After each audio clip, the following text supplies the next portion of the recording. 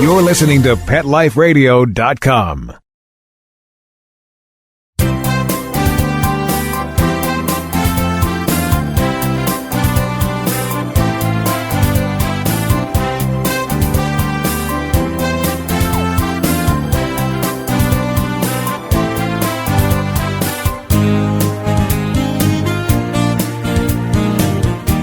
And welcome on this great Sunday morning. You are here live with Dr. Jeff Werber on Pet Life Radio's Ask the Vets with Dr. Jeff. And we want to hear from you. It's a live show, the only live show on Pet Life Radio. And it doesn't pay to be here live if you're not going to call in and ask us questions. You can either join in on the conversation at PetLifeRadio.com. You can give us a call at 877-385-8882. But we find that it's better to join in on the conversation, as Sarah has already done this morning. We're going to get to that question in just a bit. And once again, want to thank our sponsors, Prosense Pet Products, the veterinary quality products that you can find over the counter at partners like your local Walmart, and Kong Toys. So we've been having a series going on of late of different organ systems. We were talking about the endocrine systems, and we told you that this week we're going to take a little break because it's holiday time, it's gift time.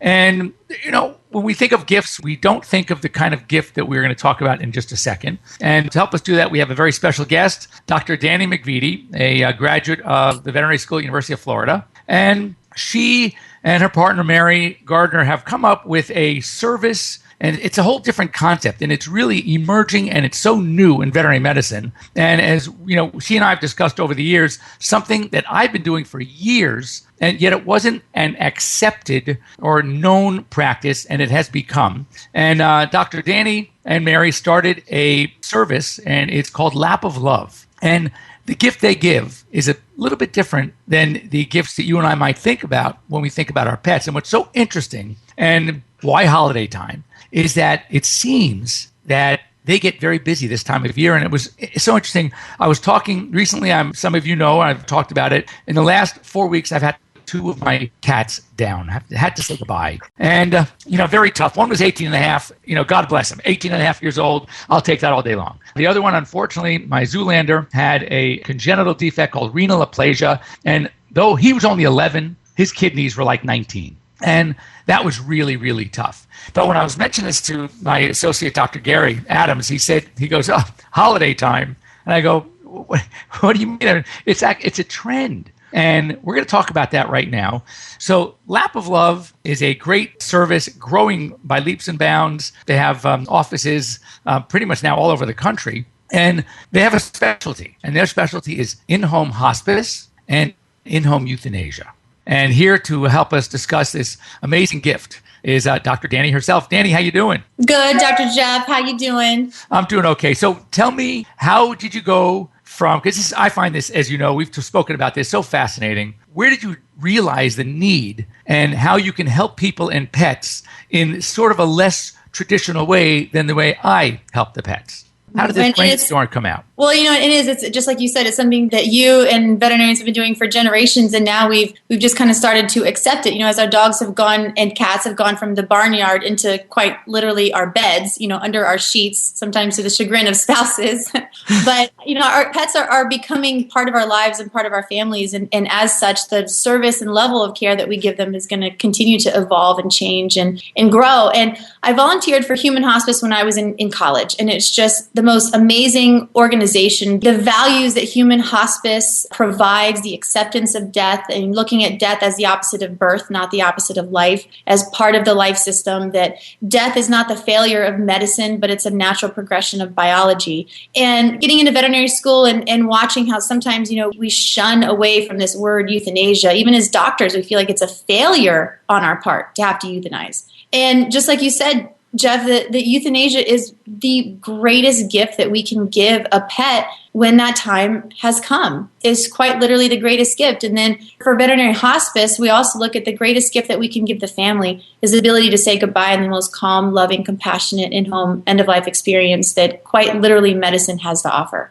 And Yes, that's what we're focused on, and that's what we're dedicated to doing and providing. My first, and I've shared the story with you, but my first experience in in-home euthanasia was not planned, not at all. It was I got a call from an elderly woman who was living alone. Her husband passed away a number of years earlier, and she had this very, very old German Shepherd that was failing. The dog was about 13 and a half, which for a Shepherd is very old, and she could not get this dog up. She couldn't. She had no help. And she called me one morning in tears because she knew it was time. And her neighbor wasn't there, anyone who can help her. She didn't have any grandchildren or kids around to help her. And she felt helpless. And I can hear it in her voice. And I said to her, you know what? Let me ask a question. If you can wait a few more hours and just sit with him, I'll come over to your house and I'll do it at your house. And she was so thankful and so appreciative. And I figured this was going to be a one-shot deal because never before have I even considered going to someone's home, because I don't do house calls. I'm not a house call doc. I'm not equipped for this. And I went over there and I kind of put together a bag of all the things I think I would need. And I felt like the old doctor, country doc, going over with my, the bag in my hand and my doctor's bag and my stethoscope. And the dog was lying on its bed, its favorite bed, and couldn't get up. The tail gave a couple of wags when he saw me. And I sat down with the owner. First of all, we talked and celebrated this dog's life. Not so much mourning over the death, but celebration over the life. And how wonderful this dog was for her when her husband passed away. And how badly she did not want to see her dog suffer unnecessarily, knowing that it was his time. And we sat there and we talked and we reminisced. And I went ahead and I gave the injection in the dog's favorite room on his favorite bed with his favorite person with him, his mom. And it was the most amazing experience for me as well. And as I drove away, and I took the dog with me, and I wrapped him up in a blanket, and I put him in the back of my car to bring him to my office, and we had him cremated. I thought to myself, oh my God, this was amazing. This is the way it should be. Now, I often joke, I get more tongue than anybody I know. My patients love me. And yet, even though they still know they're coming to the vet, they still have smells, they might have anxiety, there may be a shot. Yeah, they love me, but they may not always love the experience. Why should that be their last memory? And when I heard what you guys do, I was so impressed. But a couple of people have mentioned, and even you have mentioned, like, oh my God, it's holiday time. What is it about the holidays that seems to have you guys even busier? Yeah. Yeah, and it's a very interesting thing that as veterinarians, we'll go around and around and around. Like, what is it? Why is there this big there seems to be a rush before, and then on the actual Christmas Day or Thanksgiving Day, it's very, there not many people are going to request that. And then right after, it's a huge rush. And I think it's a combination of many, many different things based on the family's personalities just in general. And one of them would be, okay, son, daughter come in from out of town. They haven't seen their childhood pet in 9 months. And they come back like, Mom, Dad, what are you doing? Don't you see that Fluffy's lost like 45 pounds in the past, 3 months? But Mom and Dad don't see it because they see Fluffy every day. Right. So they don't see that natural progression. They come home and then all of a sudden it's like, oh my gosh, we have to do something about this. Or vice versa, Mom and Dad think, oh, we've got to do something. Fluffy's getting, really bad. And son or daughter want to wait until they get there to say their last goodbyes. And then they get there and all of a sudden like, no, what are you doing? You can't do it yet. Not yet, not yet. But then another couple days go by and then son and daughter see what Mom and Dad have been seeing. And then all of a sudden we make that decision. But I do think it has a lot to do with the families being around and being together. And just like you said, we go into those homes and we celebrate the life. For a family to be there with their pet, their childhood, literally family member, it's the best experience that it can be. I think a lot of it, and it's very, very interesting because, as a veterinarian, we get this question. This question is only presented when the family actually has the, for lack of a better term, kind of the guts to ask. But they think that, okay, I have to leave for a week. I have to go out of town for a week. But my 13-year-old Labrador that can't get up and move around anymore, I don't want my neighbor to have to come over and deal with this. What if something happens while I'm gone? And we have to give them permission and guidance as veterinarians on what is the best for that pet. Because there is an added level of anxiety when Mom and Dad aren't there for the animal. Right, you made a really good point, and that is, and I find that sometimes we need, or people in that position need that reinforcement that what they're doing is okay. They want to hear it from somebody else. Interestingly, and I've had an absolutely last night, a Saturday night, many people are going out and having fun or going to see movies or going out to have dinner, and I was in someone's home putting their cat to sleep. And we knew, I did a house call for this cat because this cat gets really, really, really freaked out when it goes to the vet. And so I was there actually earlier in the week to take blood and urine so we could, because I felt that this cat was having it was time. And obviously we needed the confirmation. So I took the blood and sure enough, it came back severe kidney failure. And I told them basically what was going to happen, and it was going to happen soon. And they were about to move actually this Tuesday. And they were so worried already about the effect that this move was going to have on this cat. And they just needed that help to make the decision. And I think your point, and it's interesting when I talked to my associate, who is just practical as they come. That was his point. He says, the kids are coming home, family's coming over, and they are seeing what we don't see because we're there every day. And, that's why, interestingly, having made the mistake, I think, and I've heard this said often, I'm sure you know Dr. Alice Villalobos, who does a lot of this as well, the hospice and the home care. She said that you can easily make the mistake of waiting 2 or 3 days too long.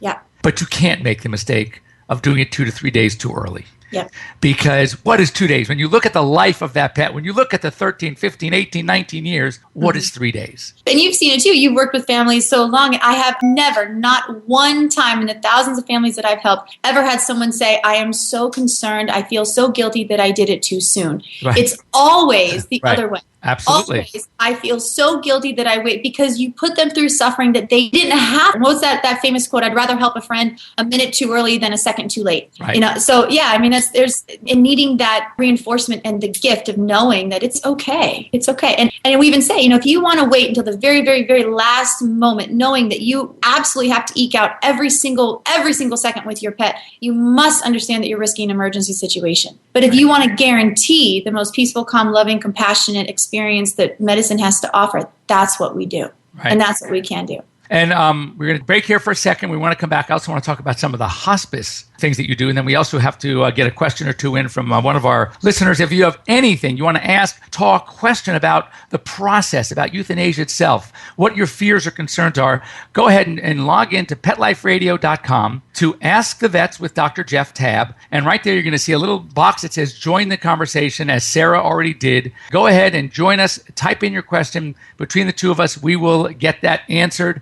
So please stay tuned. We'll be back in just a few minutes here on Pet Life Radio's Ask the Vets with Dr. Jeff, with me and Dr. Danny McVitie. We'll be right back.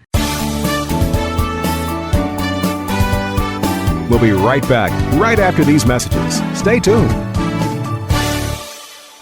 This is my tired of itching face. Does your dog suffer from persistent itching and scratching? Allergies and skin irritations caused by environment, including pollens, insects, especially fleas, food, and common household allergens are common problems in dogs. It's easy to alleviate your dog's discomfort at home with Prosense. Prosense itch and allergy products provide fast relief from symptoms like itchy, irritated skin infections like hot spots, and watery eyes. Prosense products are veterinary formulated and recommended to ensure the very best for your pet. Try Prosense today. Your dog will thank you for it. Pets love life. Love them back with Prosense. There's nothing more delicious and healthy than an old family recipe. And for over 50 years, our family's been creating them especially for your pets. Nutrisource Super Premium Pet Foods. Dog and cat food that's all natural, holistic, and organic. Nutrisource Pet Foods contain our patented Good for Life system for your pet's optimum health and well-being. So order now. Safe quality food made by our family for your furry family members. Go to NutrisourcePetFoods.com. From our family to yours, KLN Family Brands. Pet Life Radio, the #1 pet radio network on the planet, joins forces with iHeartRadio to put the power of your pets in your pocket. Awesome. Download the iHeartRadio app and rock Pet Life Radio on your phone, on your tablet, on your Xbox, in your car. Pet talk, pet tunes, and fun pet times. Pet Life Radio and iHeartRadio. Positively Possum.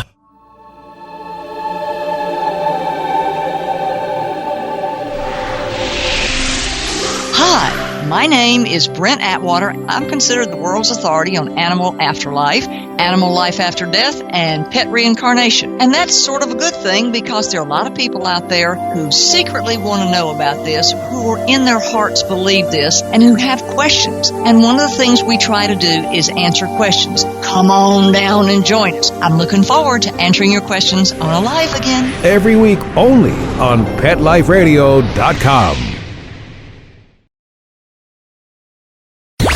Let's talk pets Let's talk pets on Pet Life Radio. Pet Life Radio. PetLifeRadio.com.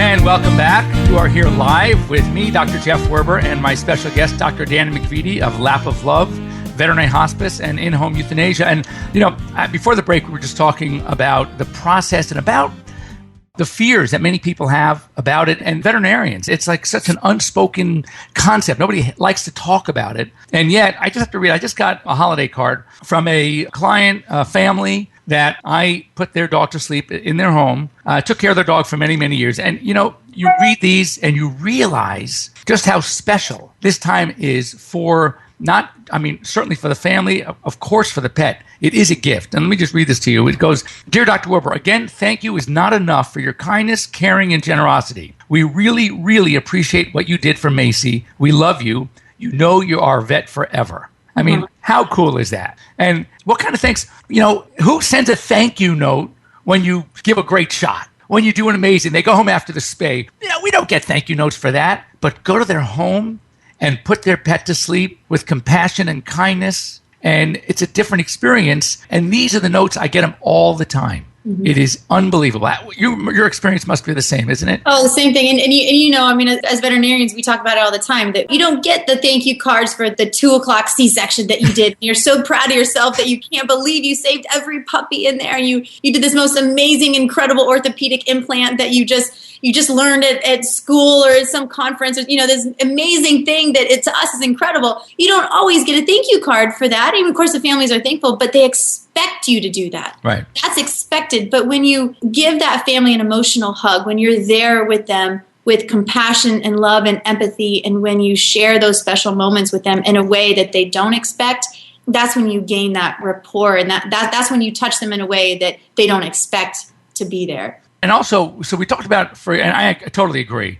I want to talk about for a second about hospice. Because, when my mom was in hospice before she passed, and, I know what it was like, and it was a very long, dragged out kind of concept. I remember she used to joke all the time that, when she got to the point that I should bring home that pink juice, which is, we know what that pink juice is. It's a euthanasia solution. Obviously, even though now it's legal in some states, it's not here in California. And plus, I wouldn't do that anyway. But the key is, tell us about hospice for pets, how it's different, what is the goal, etc.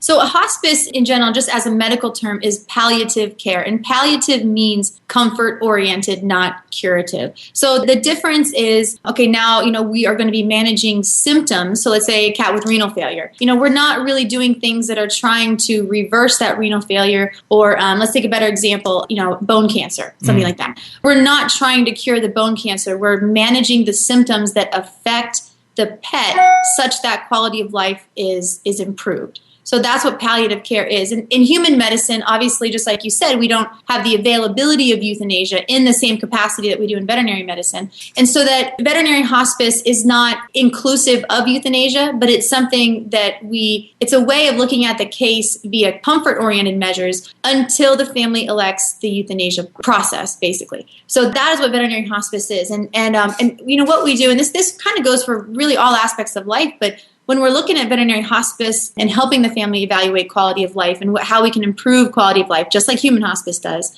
we look at the 4 budgets. And this is how I explain it to the families that we help as well. Everyone understands financial budget. That's an obvious budget. But we also have the emotional budget. Sometimes we are emotionally drained, and we're allowed to have that. Physically drained, you physically, just like that family that couldn't get the 100-pound, German Shepherd up, you have a budget. You can't get that pet up to go to the clinic, to go outside for the bathroom. It's things that would otherwise keep that pet perhaps a little bit more comfortable. And then, of course, the time budget as well. We don't always have the availability of intensive nursing care for our pets, again, in the same capacity, in the same way. So we talk about those 4 budgets when we evaluate quality of life. How can we manage the symptoms of the pet until the family elects euthanasia or natural death occurs, of course, as well. So it's not about extending suffering. I think that that's a common misnomer that veterinary hospice is about extending suffering in a pet that should otherwise be euthanized.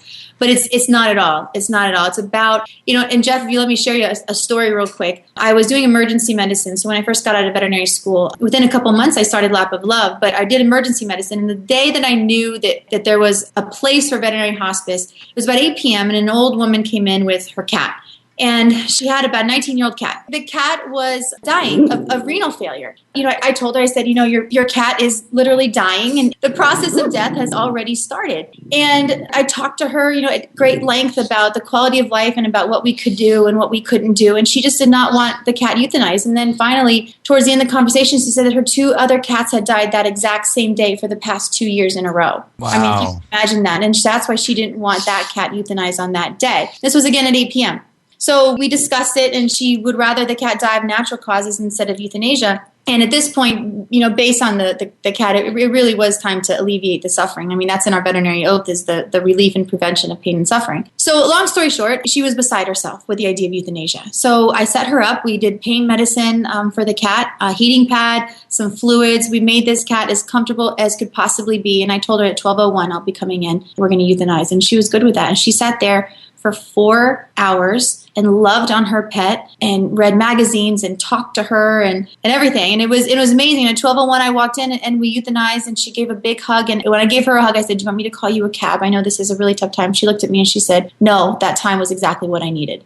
And so to me, that's one of the most perfect examples of time. And whether that's 4 hours or it's 4 days or it's waiting till the son or daughter come back in town or the spouse gets back in town, whatever it is, it's that time that she needed to come to terms with the process that was happening and the availability and utilization of euthanasia at a very appropriate time. It's interesting you say that. I, for years, have talked to younger veterinarians, talked to my associates and clients. I'm saying, you understand that at this time, Bowser's ready. So we're treating you. And that's okay. Yep. I said, it's got to be that you have to have that emotional readiness. You have to be prepared.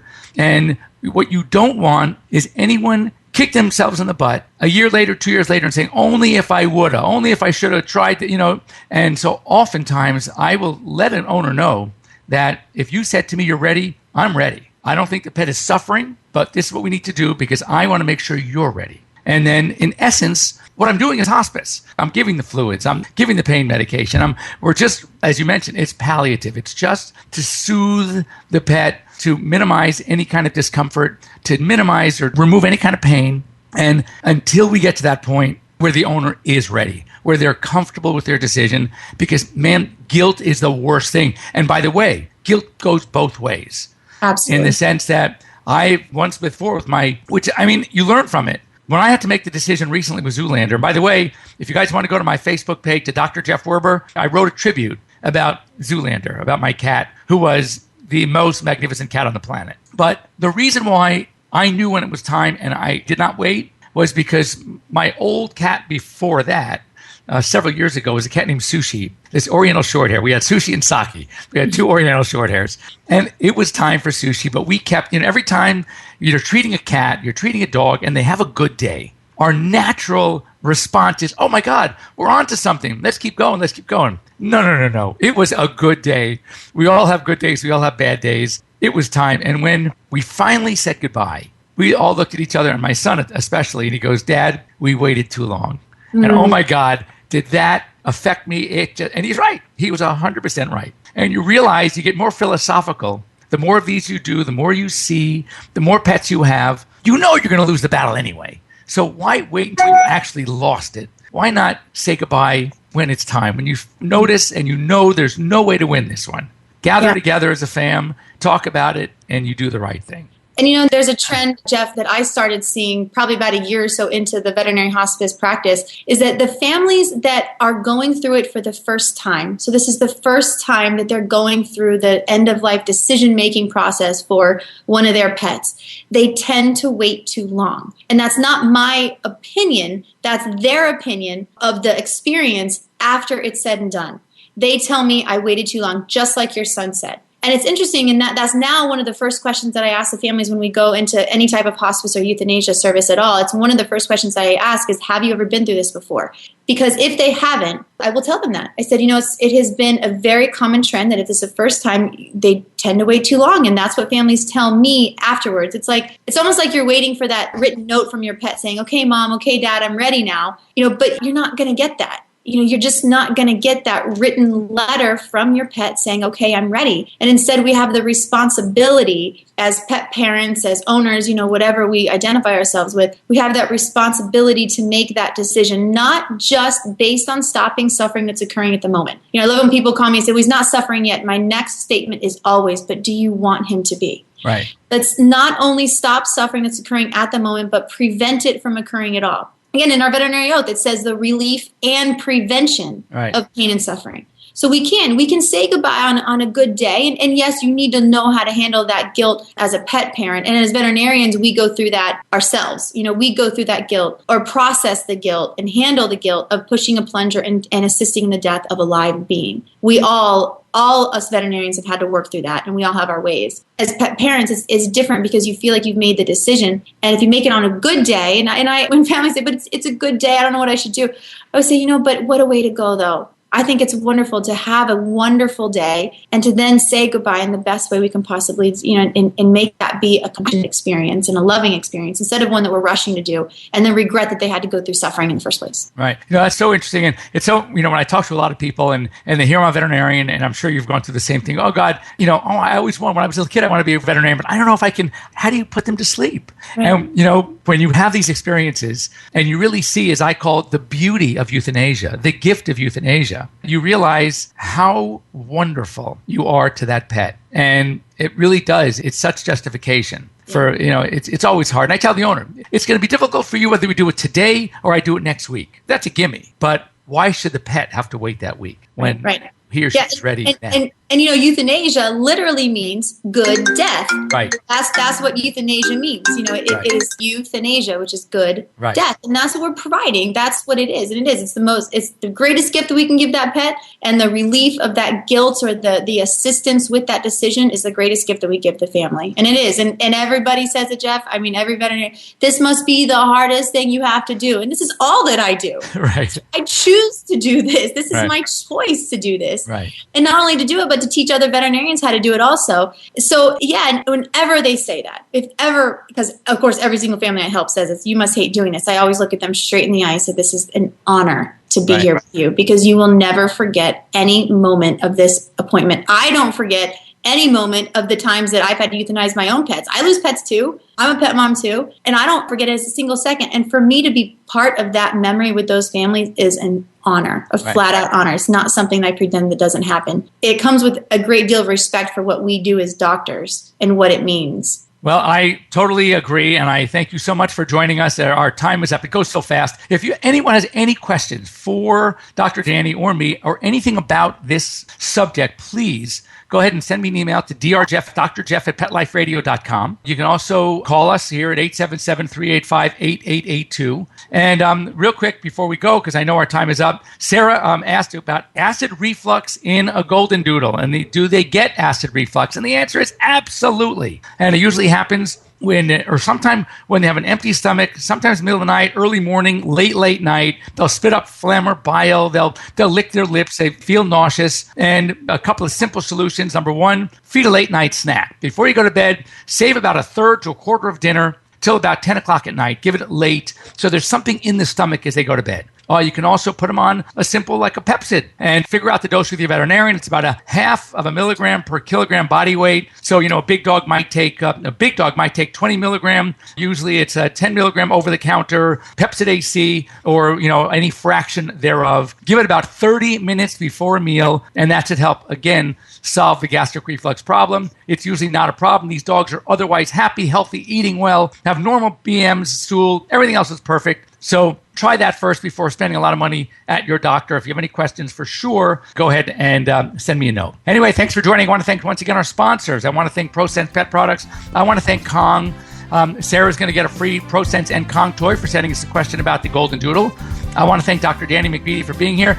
She and I are going to be together at the North American Veterinary Conference coming up in a few weeks, and our show is going to be live again. So if you have any questions saved up, she'll be our guest again at the conference, and we can talk more about this amazing, sensitive topic, but man, is it important.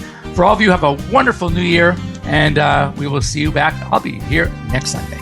Be well.